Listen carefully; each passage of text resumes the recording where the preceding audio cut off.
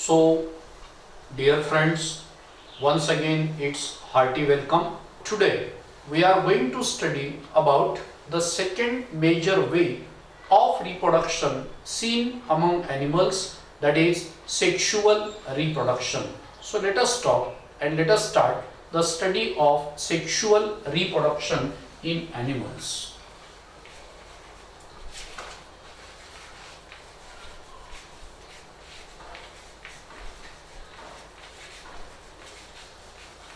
Sexual reproduction in animals.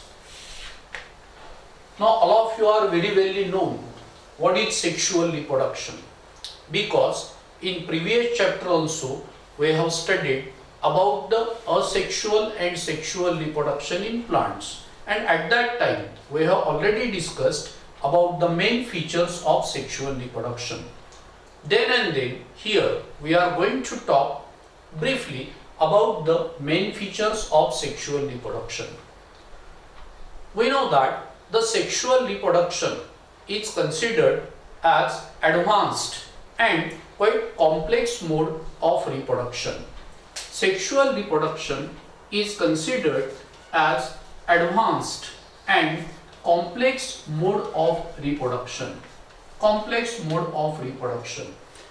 Of course, in comparison with the asexual reproduction. We know that the sexual reproduction is shown by almost all animals. Try to understand. Sexual reproduction is seen in all animals, even the animals who reproduce asexually, they also show sexual reproduction. Yesterday we have studied that many of the lower invertebrates show asexual reproduction.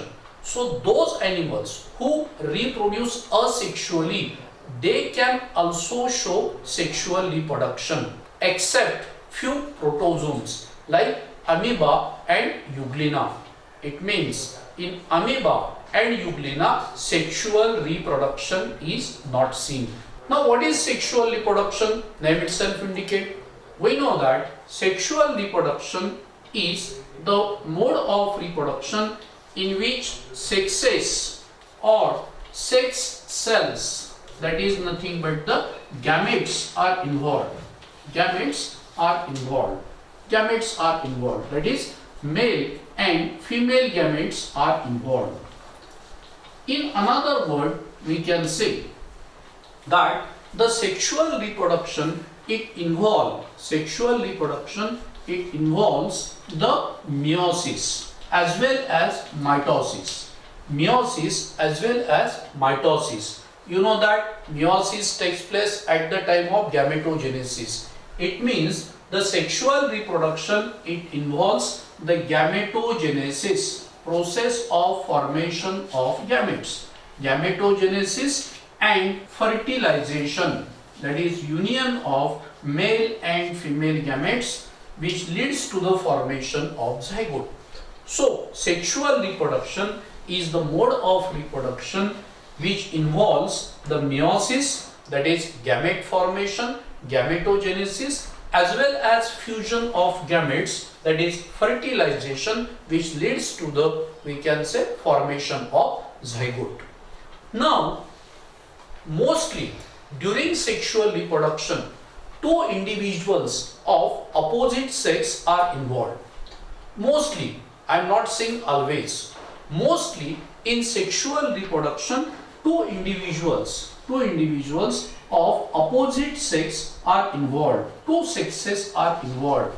Two individuals of opposite sex are involved. And that's why we can say that this sexual reproduction is biparental. It is mostly biparental type of reproduction because it involves the two parents, male and female parent. But sometime you must know some of the animals, say hermaphrodite animals, bisexual animals, they can show self-fertilization. You will come across about the meaning of this term later on. But temporarily I want to tell you Mostly the sexual reproduction is biparental.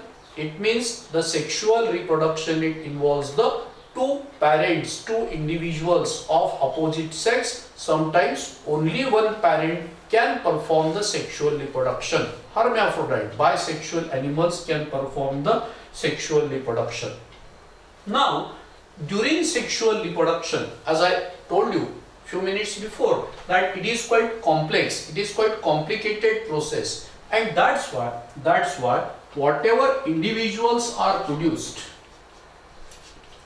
whatever young ones are produced during sexual reproduction are obviously less in number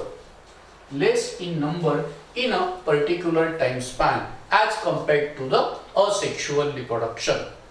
In addition to that, we can say the sexual reproduction, it involves the mixing of genetic material of two different parents brought by gametes, and therefore it leads to the variation.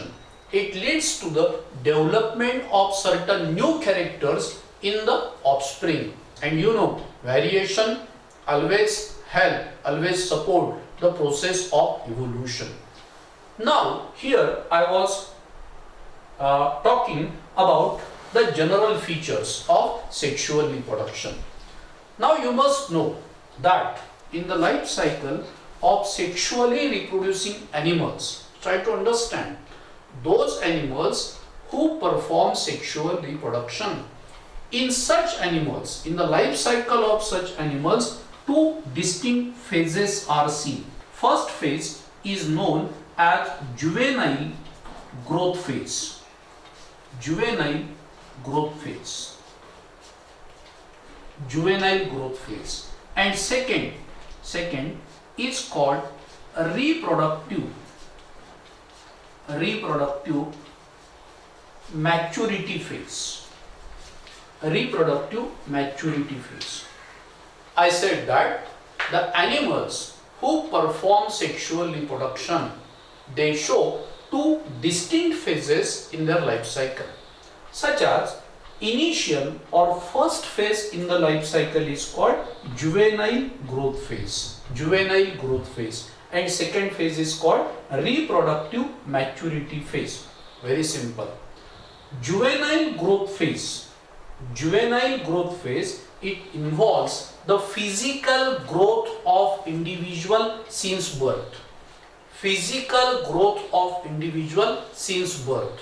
म्हणजे त्यांच्या जीवन चक्रातली ही जी पहिली अवस्था आहे, या अवस्थेमध्ये त्या सजीवाची शारीरिक वाढ होते, जन्मापासून शारीरिक वाढ होते, and during which that animal cannot reproduce sexually.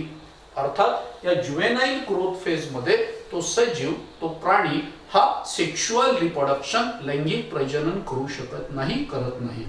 But after the completion of physical growth, after the juvenile growth phase, second phase is reproductive maturity phase. This reproductive maturity phase involve the growth and activity of reproductive organs. Growth and activity of sex organs, reproductive organs, and thus in this phase, reproductive maturity phase, that individual, that animal can perform sexual reproduction, can perform sexual reproduction. Okay, so I said that in the life cycle of sexually reproducing animals, such two phases are seen. Juvenile growth phase, during which it occurs only physical growth, and after juvenile growth phase, that individual shows reproductive maturity phase, during which that individual can show the sexual reproduction due to the growth, development and activity shown by the reproductive organs. Okay. Now, in addition to that, I want to raise some another points. Sexually reproducing animals, they show different breeding patterns also. They show different breeding patterns. What does it mean? Listen carefully.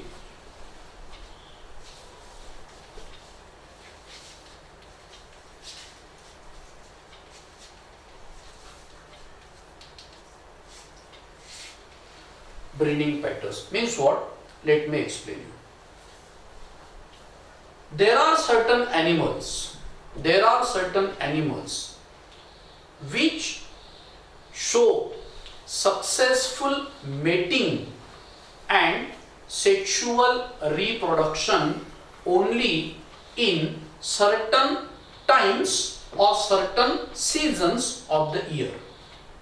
Do you understand? I am going to repeat. I said that there are certain animals which can successfully show mating of male and female and reproduce only in certain times, only in certain seasons of the year. It means some of the animals, they cannot show reproduction throughout the year. Some of the animals cannot show reproduction in certain years. They reproduce only in a particular times, only in a particular season of the year, and therefore such animals are called as seasonal breeders. Seasonal breeders. I think you might have noticed there are so many animals around us which show breeding, which show reproduction only in a particular season of the year. Say cow, goat, sheep, cat, dog, buffalo, isn't it? All these animals, they show reproduction only in a particular season. Why this is so? There are also some different reasons. Now here I am not going to talk about it, but briefly I want to say, in such animals, in such seasonal breeders, their reproductive system, reproductive organs become active and the hormonal level increases only in a particular season. Not only this, but that season only shows favorable conditions for the survival of newborn young ones, and that's why they show reproduction only in a particular season. Anyway, such animals are said to be seasonal breeders. While some of the animals, they reproduce, it means some of the animals can show successful mating and can reproduce successfully throughout the year. Okay, such animals are called as continuous breeders. They are called continuous breeders. I think you might have understood. Continuous breeders means the animals who can show sexual reproduction after attaining sexual maturity, of course, throughout the year. Okay, such animals are called continuous breeders.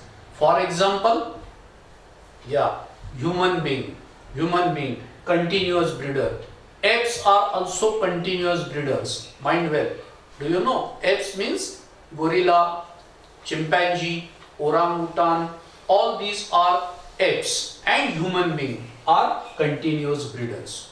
Now we have to study about the different types of sexual reproduction. Types of sexual reproduction in animals. There are two major ways. There are two major types of sexual reproduction in animals, such as first, amphigony, and second, parthenogenesis. First of all, let us discuss about the amphigony. Actually, amphi plus gonos. Amphi, this word stands for two or both, and gonos, this word stands for the offspring. Now what does it mean, amphigony? Amphigony म्हणजे काय हे आधी मी समजून सांगतोय. Amphigony, it involves, listen, amphigony, it involves the complete and permanent fusion of male and female gametes. It involves complete and permanent fusion of male and female gametes. may be of two different parents or may be of single parent. Now let me talk little bit more detail. This amphigony is further of two types. Listen, amphigony is further of two types. It is further of two types, such as syngamy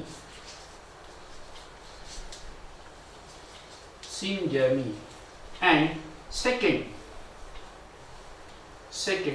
conjugation. Now here you can say that syngamy means it is the fusion of male and female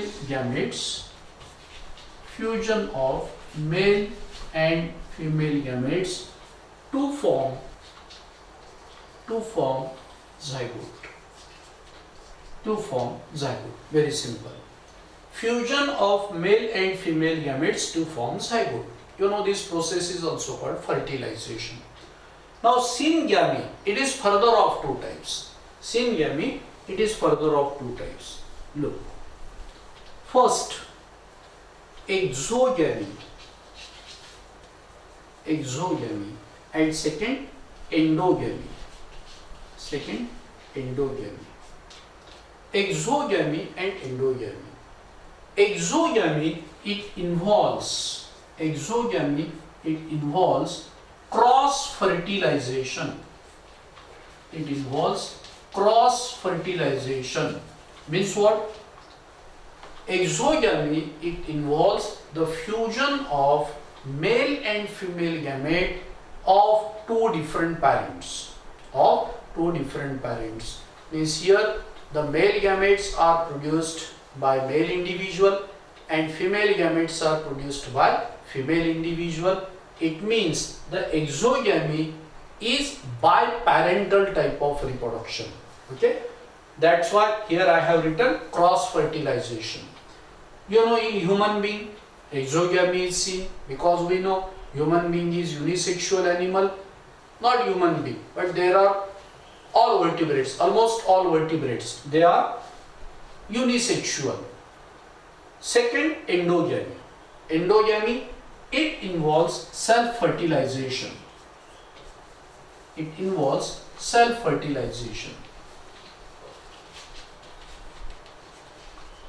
It means in endogamy, the male and female gametes are produced by one and single individual, same individual. Say some of the animals are hermaphrodite. You know, hermaphrodite means bisexual animals.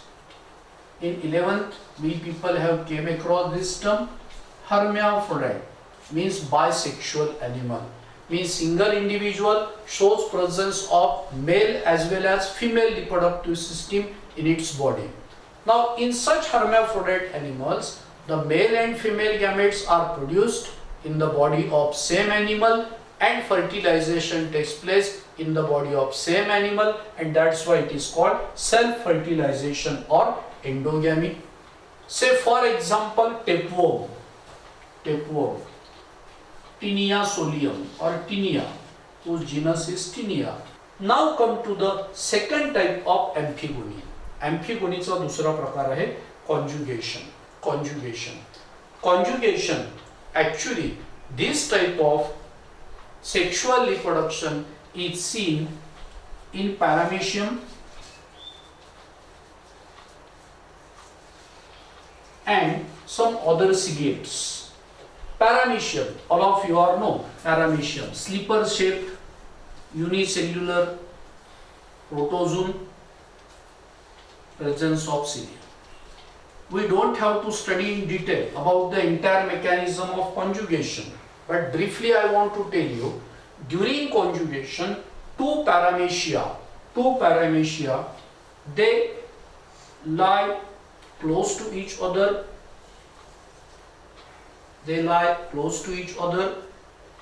And it occurs the exchange of genetic material between them.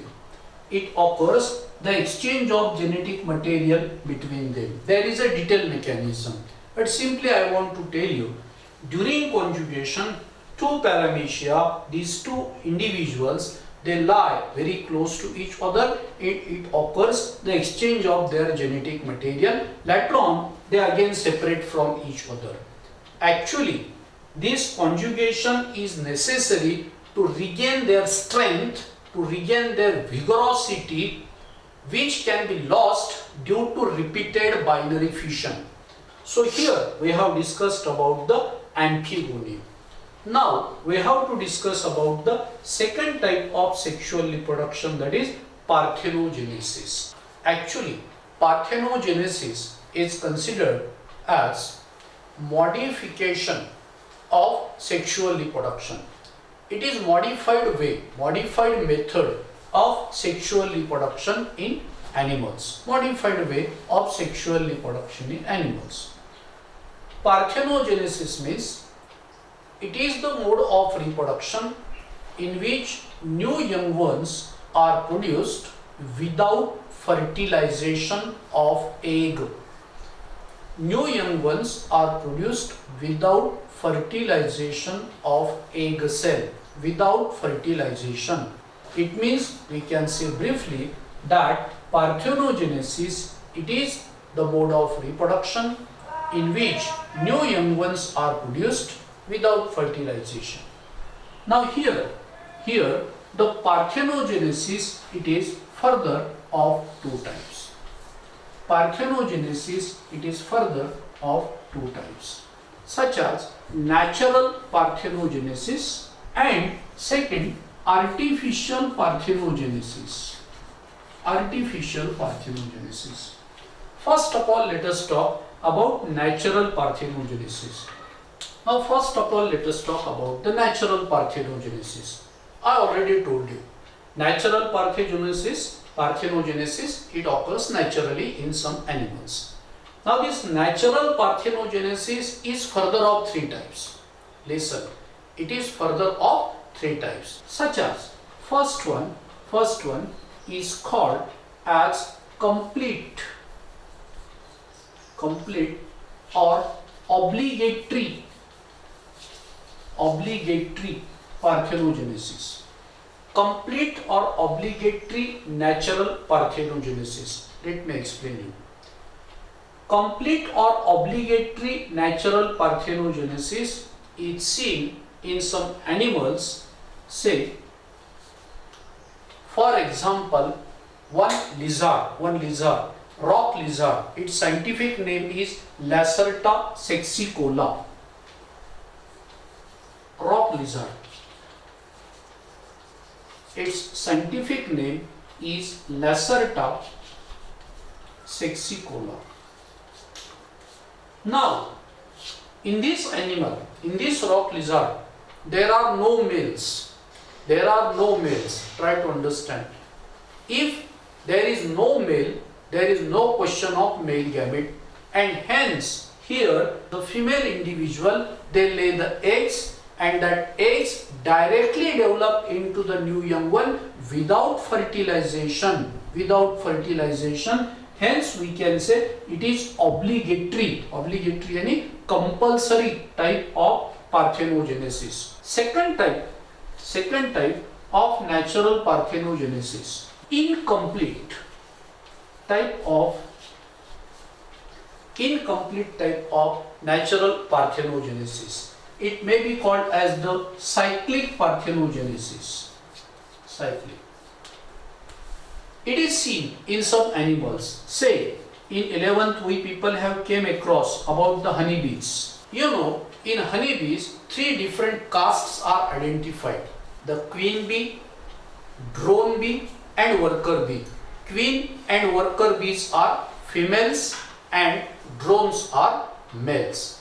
Now, in 11th we people have studied that the queen honeybee, it lay two types of eggs. That is, few fertilized eggs, few unfertilized eggs. the unfertilized eggs, they develop into the new young ones. They develop into the drone bees without fertilization. So this is a sort of parthenogenesis. Means here that honeybees, queen honeybees, show both type of reproduction, that is normal syngamy, normal sexual reproduction, as well as parthenogenesis. Hence it is called incomplete. And one more way is there, called as Paedogenetic Parthenogenesis. Now here this Paedogenetic Parthenogenesis is seen in some insects. In this type, the larvae of that insects directly produces eggs. Larvae directly produces the eggs. Try to understand. You know what is larva? You must know, in the life cycle of insects, generally there are 4 developmental stages. म्हणजे अळीच्या स्वरूपात असलेलंच जी अवस्था आहे that directly produces the eggs, and these eggs directly develop into new larvae. Means here parthenogenesis takes place. It is a special type of parthenogenesis seen in certain insects, that is paedogenetic. Now come to the artificial parthenogenesis. Artificial parthenogenesis means in some animals the new young one can be produced from unfertilized egg, just by inducing that egg with the help of certain suitable stimulus. First of all, I would like to give example. In annelids, in some mollusk, in starfish, even in frog, in hen, in rabbit, artificial parthenogenesis is possible. In these animals, the egg cell,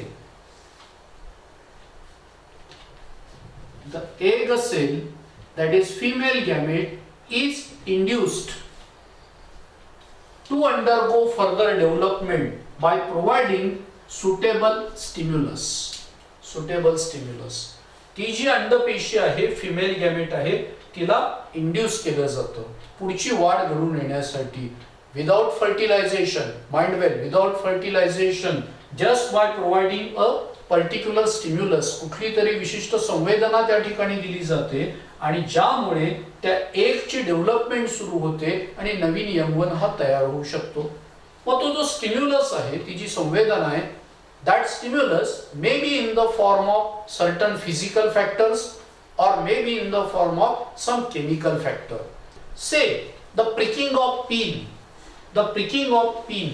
it also induces the development of egg into new young one, or change in temperature, the change in pH, they can induce the egg for further development, or certain chemicals like urea, fatty acids, or we can say chloroform, ether, such chemicals can induce that egg to undergo further development. It means, I want to tell you that parthenogenesis may occur naturally, or parthenogenesis may be carried out artificially by inducing that egg for further development with the help of certain stimulus. Here we have discussed about the different types of sexual reproduction in animals. Now here we are going to start the study of human reproduction. We know that human being is unisexual and sexually reproducing animal. During sexual reproduction in human being, it occurs many sequential events. During sexual reproduction in human being, it occurs many sequential events. Here I am going to enlist that major events taking place during sexual reproduction in human being. First one is gametogenesis. It leads to the insemination. It is followed by the internal fertilization. It leads to the formation of zygote. The formation of embryo is known as embryogenesis. We people have to study about the early embryonic developmental stages such as cleavage, morulation, blastulation, gastrulation, etc. Then the next event, gestation, that is pregnancy, gestation, and finally there is parturition. Parturition means childbirth. So I said, in human being during sexual reproduction it occurs many sequential events such as gametogenesis, insemination, internal fertilization, formation of zygote, embryogenesis, gestation and parturition. Now we know for the process of sexual reproduction, in male there is a specialized system called as male reproductive system, and in female there is a female reproductive system. The reproductive systems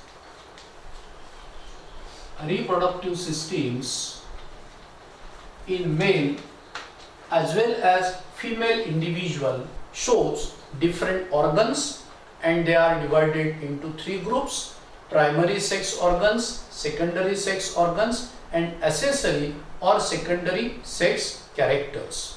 Let us talk. First, primary sex organs.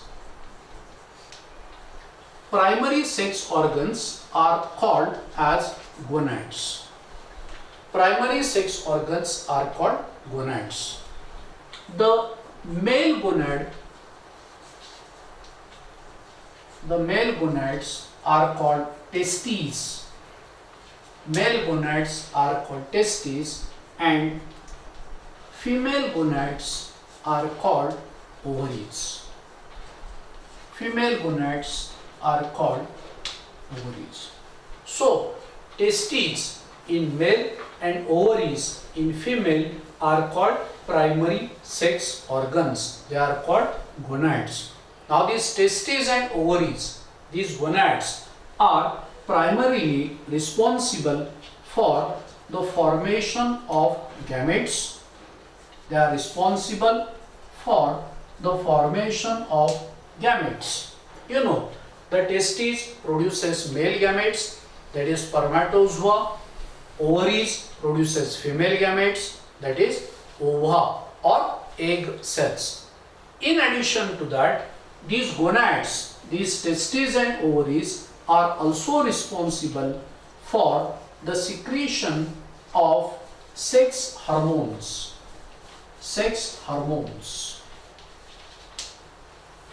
Testes in male produces male sex hormones called androgen or testosterone, and ovaries, that is female gonad, produces female sex hormones, namely estrogen, progesterone, etc.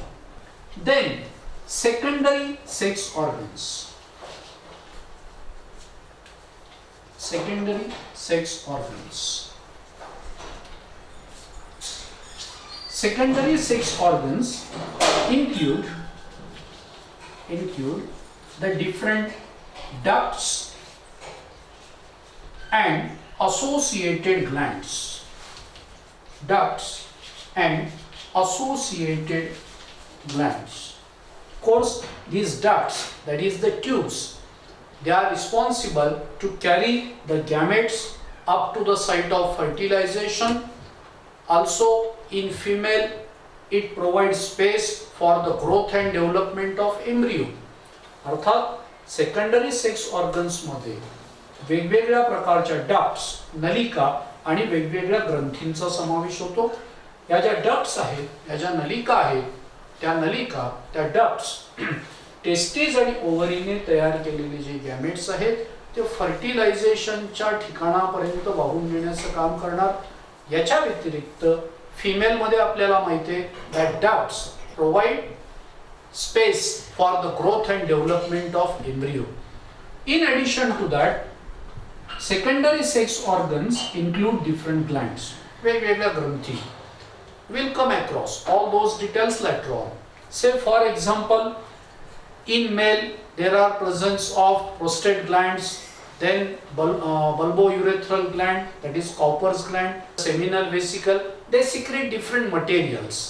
अर्थात या glands वेगवेगळे material secrete करतात की जे फर्टिलायझेशनसाठी आणि इतर सर्व गोष्टींसाठी आवश्यक आहे. त्यानंतर पुढे one more point, this secondary sex organ does not produce the gamete, does not secrete the hormone, isn't it? Third one, that is accessory or the external sex characters. External sex characters.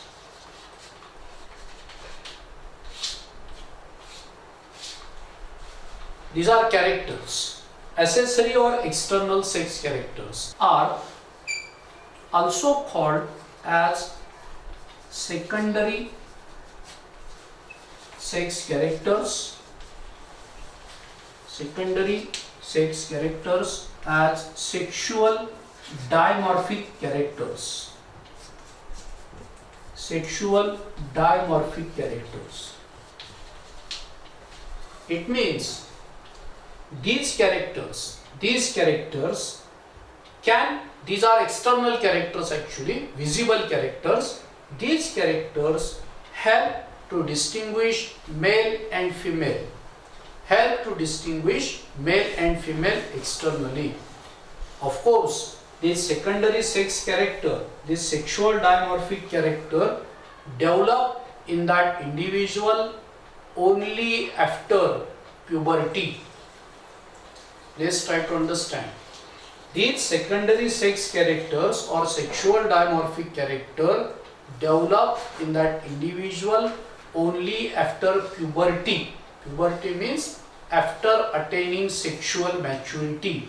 Say, as far as concerned with human being, in girls the puberty appears around the age of 12 or 13 and it is marked by the onset of MC, menstrual cycle, मासिक पाळी. आणि in boys generally there is a sexual maturity around the age of 15 or 16. Of course, these sexual dimorphic character, this secondary sex character in male and female develop only under the influence of different hormones. Okay, so let us talk about that secondary sexual character in human being. Sexual dimorphic characters.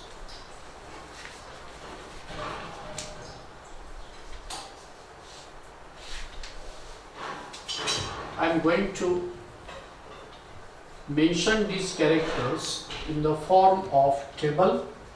Briefly here I will write. Let us see.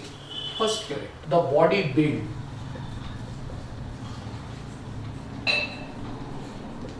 About the body build. In male, the body is larger, stronger and more muscular.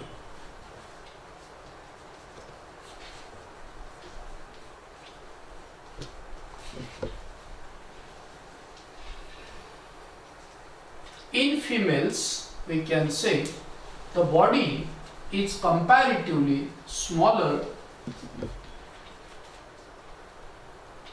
less strong and less muscular. First sexual dimorphic character in male and female. Next, about the hairs. About the hairs. We all are known that in males There is beard, moustache, as well as chest hairs. While the beard, that is facial hairs, moustache and chest hairs are absent in females. Second character. Third, about the breasts. We know that in males the breast is less developed or undeveloped. While in females it is well developed. Breast is well developed. Next character, about the skin. In males the skin appears more hairy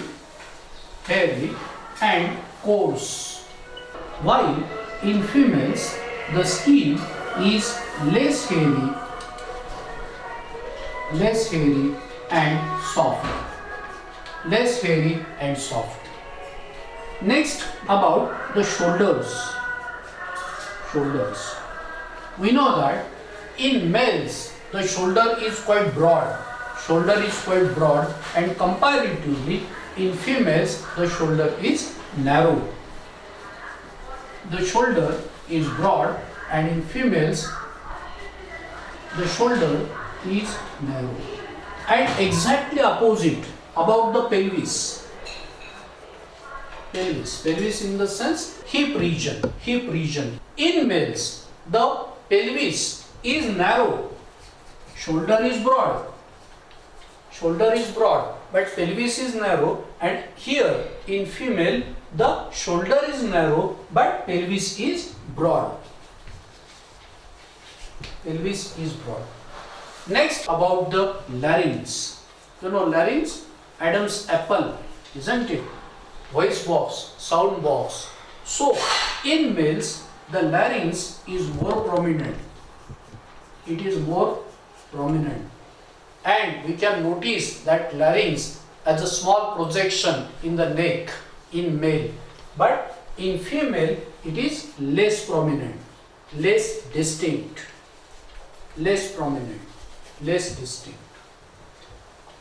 About the voice.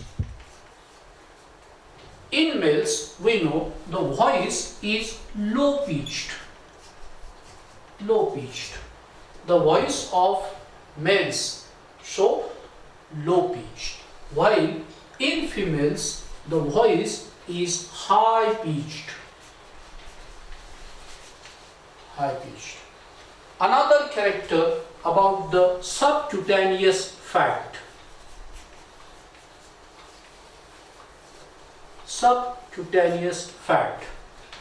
Isn't it? Subcutaneous fat means the fat deposited under the skin. Sub, below, cutaneous, skin, fats, adipose tissue or fats present below the skin. In male the subcutaneous fat is very less. On the other hand, we can say in female the subcutaneous fat is prominent more, especially in the buttocks, also in the pelvis region, face region, etc. And the last distinguishing dimorphic character, that is about the behavior.